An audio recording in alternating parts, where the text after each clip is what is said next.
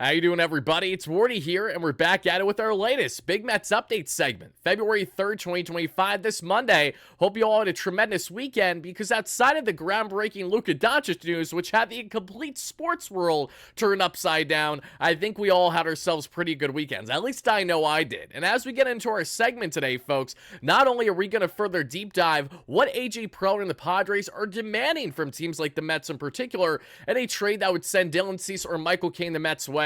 Was the unlikelihood of either trade potentially happening for the Mets based on all recent reports? And from there, Clay Holmes, Rodney Mauricio has officially touched down in Port St. Lucie. We'll take a look at how Clay Holmes fared in his bullpen today and the remarks he shared with the media. And Rodney Mauricio finally healthy, looking good, and baseball activities taking grounders there in the infield. We'll see how Rodney did in today's first of many days in spring training there, as more players will ultimately roll out in the coming weeks from now up until right around mid-February plus. And yeah, folks, the Mets have a new and improved road jersey for 2025. We'll touch on that and everything else in Mets land at this point, folks. So thank you so much for smashing that like and subscribe on as you first chime in. Let me know your initial reactions to it all before we deep dive it down below. And shout out to our amazing sponsor that many of you guys know well here at BetUS, which has you covered with all your sports betting needs. You guys know the drill by now. Head over to betus.com.pa today and use Wardy's promo code YouTube50. That way YouTube will get a 150% bonus on your first deposit, 125 on your second and your third for whatever you want to bet on up to $2,000. And folks, I'm hammering an easy two-leg parlay tonight, which I like. Biasly, my New York Knicks, which I have them hopefully bouncing back after what was a really tough loss there. Of course, Saturday night, prime time against LeBron and the Lakers. Let's see how the Knicks bounce back tonight, potentially, along with the Charlotte Hornets there. Love me LaMelo, love me those young pieces there in Charlotte. Let's have a two-leg parlay for both these teams to win outright. And this is going to be a $20 parlay that hopefully gives me right around a $35+ payout. Good luck to everyone that tails these bets, but please know I'm not a sports betting expert, just a diehard sports fan that loves to place daily MLB, NBA, NFL bets, whatever sport is going on. NHL too, and my Rangers, the same applies. Now, folks, let's hop back right back into this one, because we have plenty to get into, everybody. As I alluded to, let's first start with the news just very briefly, because this happened last night, and I initially said to myself, do I want to make a video on this right now? No, I don't, because there really weren't a lot of other topics to pair with this. But that is the reality that, yes, everybody, Jack Flaherty has signed a 2-year contract to land back with the Detroit Tigers. Flaherty, who was having a tremendous first half last year, again, a beautiful ERA up until he was acquired by the Dodgers, and he was still solid from them, even with him not being the biggest playoff performer in their run to win the World Series. Flaherty, who grew up a diehard Dodger fan, was very happy to be dealt there out of all teams, but had a good run in the first half with the Tigers. That shouldn't be mistaken. Now the Tigers, after making playoffs, even after trading guys like Flaherty away, parting ways with Andrew Chafin to the Brewers, among others last year, they're looking to certainly build off of a strong end to 2024, and they want Jack back, and they got Jack back. Now let's get into why the Mets did not make a move like this. Well, one, Flaherty, the Tigers already had that pre-existing relationship, so there was already an early bias. So is this a scenario where the Mets maybe chimed in a bit, but realized that they were on the outside looking at on either dollars or just Flaherty's interest to be with the Tigers versus the Mets? That very well could be a reality, and who knows exactly how deep into talks the Mets even got for Flaherty versus the preliminary interest that they've had in him earlier in the goings of the offseason. A guy without a qualifying offer attached signs a 2-year contract, which guarantees him $25 million in 2024, and has a second-year player option that currently sits at $10 million for 2026, but can increase to north of $20 million if Flaherty pitches in at least 15 starts for the Tigers this season. So a very unique contract that's front-heavy, especially on the 2025 season, which favors Flaherty there and potentially a one-and-done year in Detroit, which very well could be the case. It's hard to envision him opting back in, even if he has himself a year that isn't the best. I could see Flaherty still getting more by opting back in the free agent market and signing for, say, a 3 to 5 year deal elsewhere if he goes back to having a strong 2024 campaign, having health on his side to a degree. Tigers make a nice pickup, and for the Mets, this is yet another starter off the board now, folks. Unless you're Nick Pivetta with that qualifying offer attached, there really isn't anything else in the free agent market to be all that much in favor of outside of maybe a Jose Quintana reunion on the lesser end of things, just for more quantity over quality. Will the Mets go down that right? Well, we will certainly see over the next couple weeks as spring training is just about to be underway before we know it. But Jack Flaherty lands there with the Detroit Tigers after winning it all with LA, and that makes a lot of sense for both him and also for the Mets side of things. I would not have been opposed to that first year AAV. I had some Mets fans saying, Wardy, after seeing the contract details, I'm okay with the Mets not going here. Personally, I don't find myself in that same category. I don't really care how much you give in 1 year for a rental. I understand the second year option is where things become more intriguing here and maybe less interesting for a team like the Mets. Say if he opts in on a $20 million 2025 season because he had 15 starts for 2026 rather, but in 2025, yes, he started a lot, but maybe he went down. Maybe there was true health concerns among other things. There are clear health concerns with Jack Flaherty, which is why no team wants to invest in him beyond a 1 year with a second year option. So take that information however which way you guys want to go about it. But now let's get into what we saw yesterday, which comes from my guy Pat Regazza, who continues to do a great job on the beat for the Mets. And in his latest article that you guys see here, should the Mets sell high on Luis Angel Acuna in a deal for Dylan Cease? As we deep dive this article from Pat, and guys, you will probably see Regazza back on the platform as soon as this week. I texted Pat earlier this morning and said, hey, if you have more big scoops coming out this week, please let me know in advance so that way we can pair it with a live show to do it together right away. And he said absolutely. So hopefully that does in fact happen at some point throughout the course of the week when more news coming out. But as we see from this piece here regarding Dylan Cease, guys, let's get into what exactly the details are and where things stand not only with Dylan Cease, Michael Cain, and the Mets standpoint. Because we have seen, I don't want to say it's controversy, but we've seen conflicting reportings on the Dylan Cease front going back to the end of last week. Some reporting has the Mets kind of looking like that they're in solid standing for a trade to get done between themselves and the Padres for a guy like Cease. Others say that, the Mets trading for a guy like Cease is unlikely. And while that has been reaffirmed from Will Salmon of The Athletic and Pat to a degree in this article, he does highlight exactly why it is unlikely at this point in time. And it comes down to simply the trade ask for either Cease or Michael Cain. If this trade ask changes, obviously you're going to see more teams get involved, but especially after seeing Flaherty come off the board, it just feels like an increasingly strong likelihood that a team like the Mets should not only consider and have these preliminary discussions, and they've of course talked about exchanging players back and forth, so it's not just preliminary with AJ Preller and the Padres, but knowing that's AJ Preller and the Padres, knowing that it is so hard to try to get a deal done with a rival team there in the National League, both pushing for playoffs especially, you're going to have to give up a little bit of a cherry on top, in my opinion, to land a guy like Cease versus him saying gain dealt to somewhere in the American League. And that's where, as we deep dive this article, Pat does allude to the fact that AJ Preller is asking teams, including the Mets, 3 top 25 prospects, essentially, for a return for a guy like Dylan Cease. For Michael Cain, it's apparently to a lesser degree, but Michael Cain also does not feel like a guy that's going to get traded at this point in time after signing his 1-year contract and then with a second-year mutual option, which really helps the Padres in their ability to spend this year, which is why Michael Cain took that contract to kind of help them a little bit, give them more some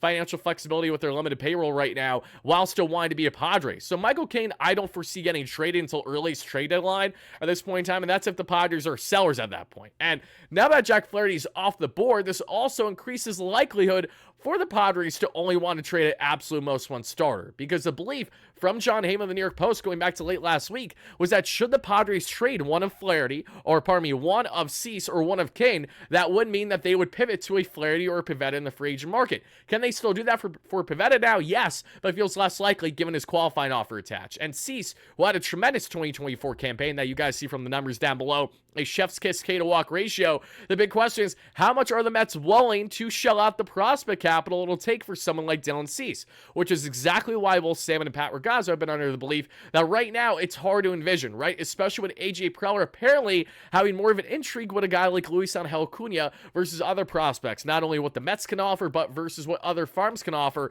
including the Chicago Cubs, who have been involved for Dylan Cease, as has been the case with the Atlanta Braves, in which, if I'm not mistaken, Cease grew up a diehard Braves fan.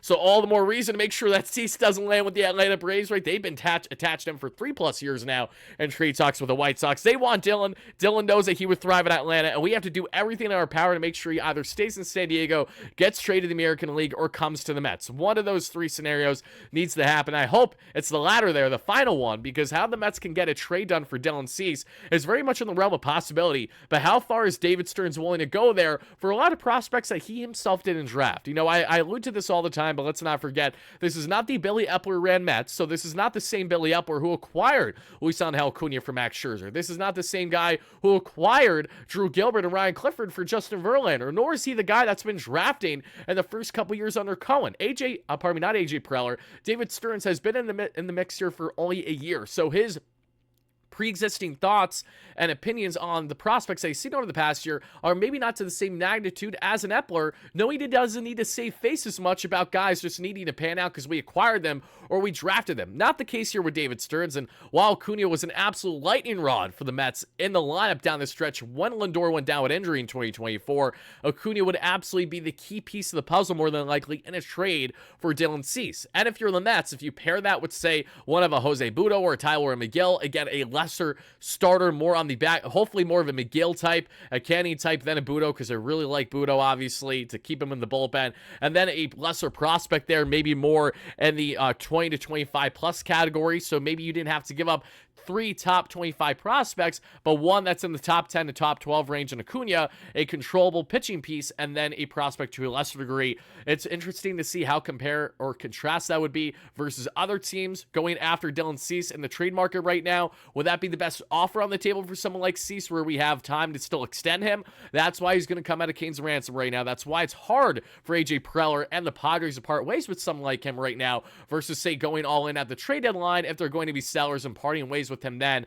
when they know for certain they're not going to bring him back, versus there's still some uncertainty right now, at least with how their first half of the year is going to look, even though Cease and a Padre uniform beyond 2025 doesn't feel like a great reality given their limited spending at the moment. So for Dylan Cease, you're going to have to give up some top prospects. So my question to each and every one of you Mets fans is, how far are you willing to go? Because in my humble opinion, I would have reluctance to trade Luis Angel Acuna in a trade like this, but would I lose sleep over it? No, I wouldn't, because Dylan Cease is an ace caliber starter. If you land an ace caliber starter in this rotation right away and hopefully get an extension done, that's absolutely worth it and then some. Even if Acuna thrives in that starting role, essentially replacing Ha-Seong Kim there to get shortstop reps for the San Diego Padres right away, he potentially has more of a role with the Padres right now than the Mets because of their log jam with Ronnie Mauricio that we'll get into shortly, with Jet Williams, with Jeff McNeil, who has yet to be traded, with Nick Madrigal to a much lesser degree because they just acquired, and they bring back Jose Iglesias still somehow, some way as well. Again, you got a little bit of a log jam there. So Acuna, while I want to see him develop and blossom with the Mets this year,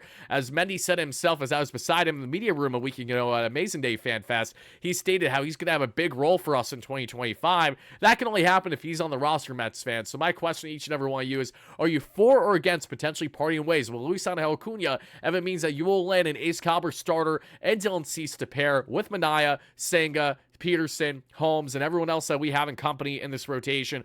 Or will you much rather be on the conservative route and see how the rotation will look throughout the first half, which is what very well could be the case that the Mets and David Stearns do should these prices stay high? That went directly in hand with why David Stearns did not make more trades for starters last year leading up to the regular season and spring training, rather, because the price points were just too astronomical for his willingness to give up top talent where you know there's not a guarantee beyond 1 year. But in the case of Dylan Cease, I think he checks off every box and then some to, at minimum, heavily consider a guy like Acuna and some other pieces parted with, knowing how much he impacts you win now and a team that's trying to win it all in 2025 and beyond. Let me know, guys, in the comments, because we're not going to just go from Dylan Cease, guys, but briefly, we will just touch on for a second on how this impacts things for Michael Cain. Again, I'm not going to go on much of a tangent with Cain. I think there are certain aspects of Cain's game that actually make him a better fit for the Mets than someone like Dylan Cease, and that has a lot more to do with his pre-existing relationships with Carlos Mendoza, Desi Drewskull, Clay Holmes, Frankie Montas to a degree, all during their time with the Yankees, right? I think the Mets having a guy who worked heavily with him in the pitching lab with the Yankees and Desi Drewskull, are now assistant pitching coach, can really get the best out of Cain, in which he was a helping part in stretching Cain as a reliever to a starter. Clay Holmes now is being stretched as a starter right now in PSL as we speak. He, I'm sure, can continue to learn a lot from a guy like Michael Cain, and Cain put up, again, Cy Young caliber numbers in 170 plus innings this past season. So this guy is an absolute lethal weapon, but because he signed that mutual option for 2026, it feels, like I said, a lot less likely for him to be dealt until we find out news to suggest otherwise. So that is what I'll leave you with on the Michael Cain front. I'd love for it to happen, but I do not expect it to happen at this point in time. Definitely want to know, guys, if you're more for Dylan Cease or Michael Cain. His Cease, I think, has better stuff, more ace caliber stuff, but Cain, if he shows his ability to consistently churn out 170 plus inning seasons as a true starter, then Cain is just getting his MLB career started. There's so much juice left in the tank on that arm, and it reminds me to just a certain degree with DeGrom, in the sense of Jake, when he was drafted by the Mets, was a shortstop or so, right? So Jake was not a guy that had all this wear and tear in his arm, which is why it makes more sense that he's breaking down later into his 30s now after really ramping up and showing velocity that we've just never seen before over the past 4.5 years with a guy like Jake. For Cain, can he he stay healthy? Can he stay consistent there as a true starter? This will be a big test for him this year, but 270 innings over the past 2+ years combined is nothing to scoff at for Michael Cain. He's on the up and up, and he's going to be a big weapon for the Padres or for whatever team has the luxury of acquiring him. But now, guys, let's go from talking about Michael Cain to getting back into our notes here, because as I said, there are some new news to get into for the Mets and what's going on with their jerseys, among other things, because we do know the Mets officially announced a new road alternate jersey that we saw with the New York script on front. I saw it in person there at Amazing Day. It looked better in person than I did over photo. I think I'm going to like it a lot more, too, when we actually see people on the field rocking them, because until then, it's one of those things where, again, pictures only hold so much weight. You got to see them actually at Citi Field rocking them to really get the feel.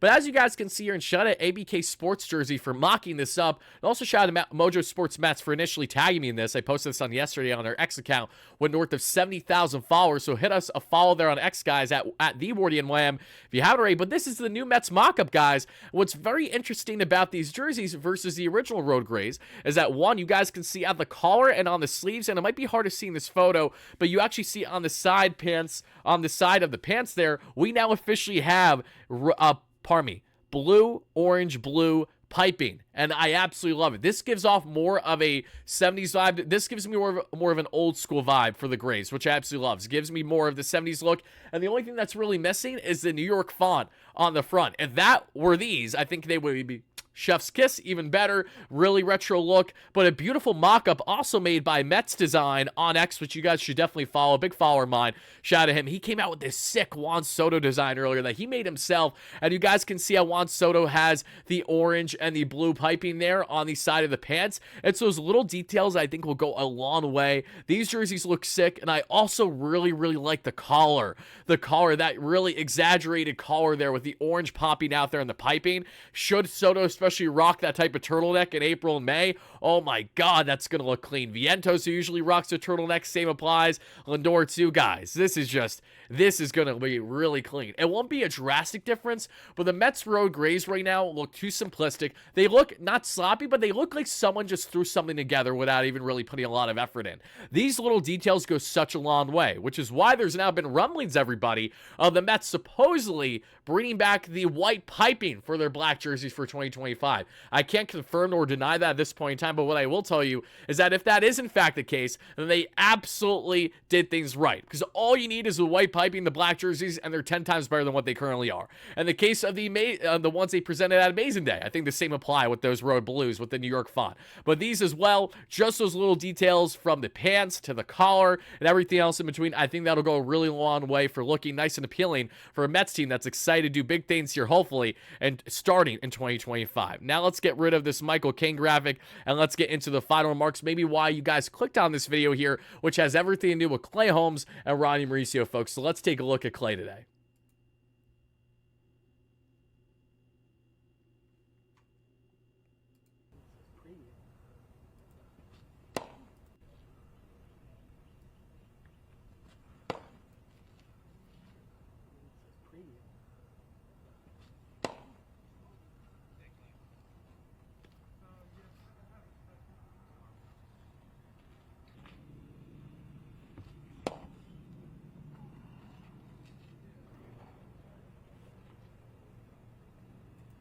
So there's Clay Holmes, guys, and here's him in a bullpen a little bit earlier today, so you guys can get a little bit more of a closer look. He looks locked in. He's pumped up, and when interviewed today at Port St. Lucie, Holmes said, part of the reason why he got here right away as soon as he could to begin February is because he wanted to make sure he had as enough time as possible to truly ramp up as a starter. Now he needs to get comfortable with handling 5, 6, 7 inning workloads every single 4th or 5th day out there for the Mets whenever they're going to go about their 6-man rotation, the days in between. But for Holmes, he looked really happy. He was like, I'm pumped to finally put on the orange and blue here when speaking with media. And he did state that not only is, he happy to be here at this time to really get a feel of his arsenal and get himself ramped up for the season, but he also said it's great to see everyone else rolling into and, just starting to build those relationships. So Clay Holmes is locked and loaded, and he is ready to give the Mets his all in 2025. We can't wait to see what he does this spring. And as you guys can also see from our guy, Ronnie Mauricio here, there he is. We love ourselves some Ronnie. Ronnie finally out there getting some groundwork done, which we love to see.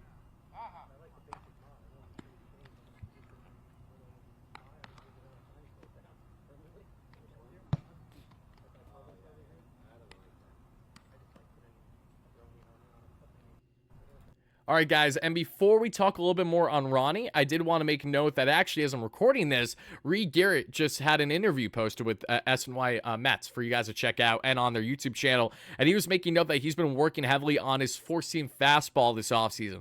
That is massive for Reed Garrett, folks, because as much as we love the splitties, the slide pieces, all the triple S type pitches, right? Reed Garrett, the big reason why he's had a great success in his arsenal is by completely deviating away from his fastball. When he's had to go in his back pocket for his fastball after his first couple weeks of dominance last year, we saw him labor because it's a meatball of a pitch. Well, if he finally maybe gets some more late movement on that fastball in a different shape, working with Desi Drewskill in this Mets pitching lab, there can certainly be great things that come out of that, where Reed Garrett was not a fluke in 2024, but maybe he's just getting started as a truly reliable, high leverage arm for the Mets to consider their bullpen. Well, awesome stuff there from Reed Garrett. You guys can see Christian Scott today was working out as well. He's ramping himself back from his reconstructive Tommy John surgery. Scott is hoping to impact the Mets at some point, as soon as, if not by the end of the year, then certainly next year, but he's working out heavily, and there's a reality where we could see Scott potentially impact the Mets this year. We'll see how his timeline is. I know that he waited until pretty much the year was over to get surgery, so I don't envision him to be impacting the Mets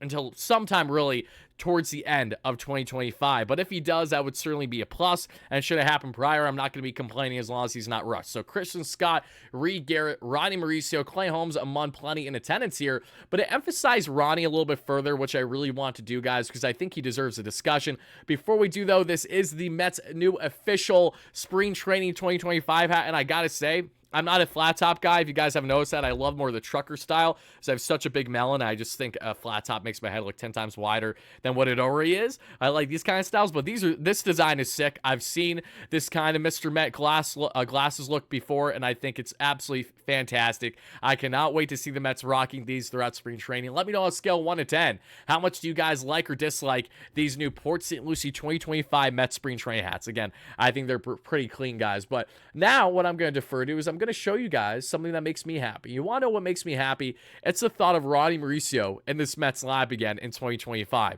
And Ronnie, that we know, who's been out all the past year and a half since he went down the Dominican Winter League a year ago, Ronnie Mauricio is hoping to have a big splash on the Mets this season. And a lot of Mets fans are hoping that Ronnie cracks the team out of camp somehow, which I just do not foresee happening. I think he missed way too much baseball time. He has to start the year in AAA. That feels like a foregone conclusion. But expect Ronnie to hit absolute tanks in spring training. Expect Ronnie to play so well that you will have yourself maybe a little bit of a debate where, man, I really want him on the roster to start the year. But guys, let's not forget that how you perform in spring training does not necessarily allude to your role right away. Zach Short is a great example of that from last year, right? A lot of guys we've seen who usually do well in spring training doesn't mean that they're going to have this immediate success with the Mets.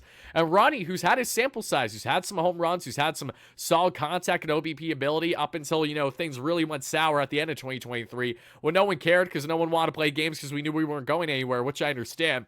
Ronnie, though, has the bat-to-ball skills, has the power, and certainly has the athleticism as a guy that can either play at second base, third base for the Mets. He's so massive as a third base option. But either way, somewhere in the infield for Ronnie, he'll be competing this year plenty. And this obviously adds into the plenty options that the Mets and David Stearns have and figuring out their infield configuration. I think guys like Ronnie, Jet Williams, Luis Angel Acuna all go directly in hand with why we haven't heard much on a guy like Jose Iglesias to this point. And it wouldn't shock me if the Mets do kind of stay more in-house because they really want to get the best out of their kids right away. That could be a route they go down. And Ronnie Mauricio, who I do expect to start the year with Syracuse, still could find himself impacting the Mets fairly early on the season. It wouldn't shock me if he gets a call as early as sometime in May or June, right around maybe the halfway point of the season, so maybe more later into June there. But this is a player that has the impact. We've seen Ronnie Mauricio impact the Mets right away. And why I'm so excited to see what he can do, not only with his athleticism, with stealing bags, his strong defense, but also his bat-to-ball skills, which is so exciting to see, is more so with Ronnie's ability to come in and impact right away. We saw him impact right away in ways that, Brett Beatty really couldn't when he was first called up a couple years ago. Alvarez couldn't.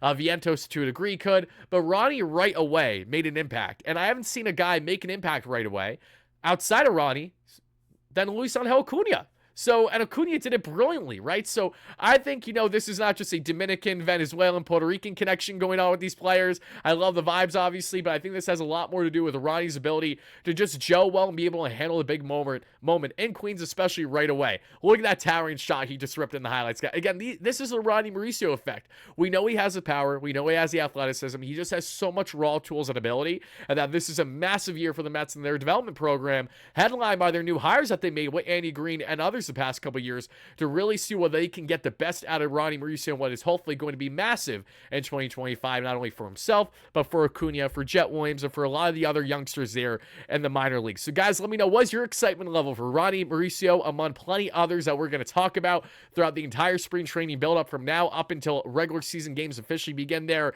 in late March. Thank you, or not late, when do games officially start? Yeah, late March, I believe. Regardless, guys, thank you so much for watching. Be on the lookout for more Mets content, more key updates, more news, rumors, you name it, that we'll have on the platform either later today or as soon as tomorrow. Until then, have a fantastic rest of your night, day, evening, whenever you're watching this. And this is your guy, Wardy, signing out. Let's go Mets, baby. Peace.